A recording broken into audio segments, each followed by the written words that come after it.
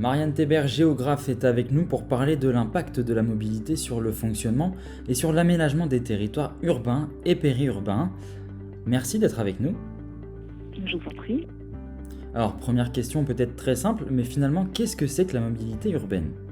Donc la mobilité urbaine, on continue d'en parler, mais on commence à dissocier un petit peu. Maintenant, il n'y a plus de périmètre des transports urbains depuis les lois je crois que c'est la loi NOTRe de 2015 qui a supprimé cette référence à l'urbain.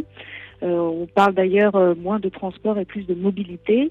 L'idée étant que on ne doit plus faire des transports que pour la ville, mais inventer des solutions de mobilité alternatives aux véhicules individuels pour tout le monde et sur tous les territoires, que ce soit des territoires urbains, périurbains, voire ruraux. Voilà. Justement, quelles sont les limites spatiales de cette mobilité urbaine ? C'est une très bonne question parce que elle soulève justement quelque chose qui est au fondement de l'organisation du secteur des transports et qui est de dissocier la mobilité urbaine et la mobilité interurbaine. Parce qu'effectivement, on a longtemps fonctionné avec une image de la ville comme assez précisément circonscrite dans l'espace. On repérait la ville, on repérait la campagne, c'est en opposition. Et ça fait une bonne 50aine d'années que ce schéma n'existe plus vraiment. On a une frontière ville-campagne qui s'est un peu diluée dans ce qu'on appelle la périurbanisation. Donc des espaces qui ressemblent éventuellement à de la campagne, et encore, bon, ça se discute, mais des espaces qui restent ruraux avec de faibles densités en termes de paysage, mais qui sont complètement intégrés à un fonctionnement urbain qui dépasse de beaucoup les polarités centrales classiques, denses, qu'on connaissait. La crise du Covid-19 a contraint le développement de mobilités plus douces, vélo, marche à pied, pour un grand nombre de citadins. La question qu'on peut se poser, c'est de savoir comment pérenniser cette mobilité donc plus douce et plus en accord avec les enjeux climatiques à venir. On veut avoir des parts modales importantes pour tout ce qui est modes actifs, vélo, marche, transport en commun. Il faut penser le système dans son ensemble, que les différents modes se soutiennent les uns les autres, qu'il y ait un effet réseau multimodal, pas uniquement des transports en commun et puis le reste, débrouillez-vous pour rejoindre les stations. Et il faut coordonner cette politique de mobilité avec un projet d'aménagement. Il faut également avoir une action un peu coercitive, dissuasive sur l'usage de la voiture. Voilà, c'est les trois plans sur lesquels il est assez indispensable d'agir si on va avoir des effets sur le long terme.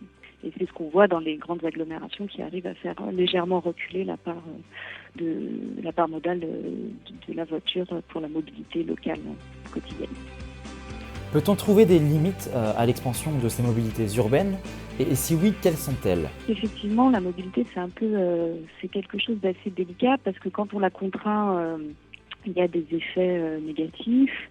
Quand elle se développe, il y a aussi des effets négatifs. Il y a des mobilités qui sont un peu inutiles, qui vont juste avoir une action sur l'agencement des territoires, mais qui vont pas faire qu'on fasse plus d'activités ou qu'on produise plus de richesses.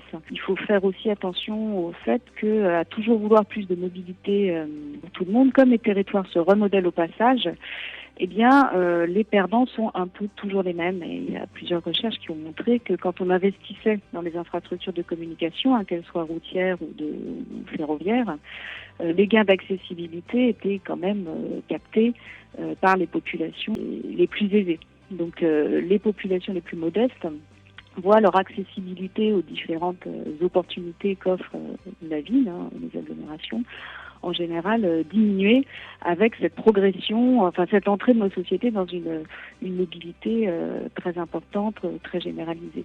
Donc c'est pas forcément un bienfait, c'est certainement pas une mauvaise chose que de se déplacer, c'est quelque chose de très délicat. C'est toujours plus facile d'en parler de façon théorique que de faire une politique sur le terrain. Merci d'avoir répondu à nos questions. C'était donc Marianne Théber, chargée de recherche au laboratoire Ville Mobilité Transport.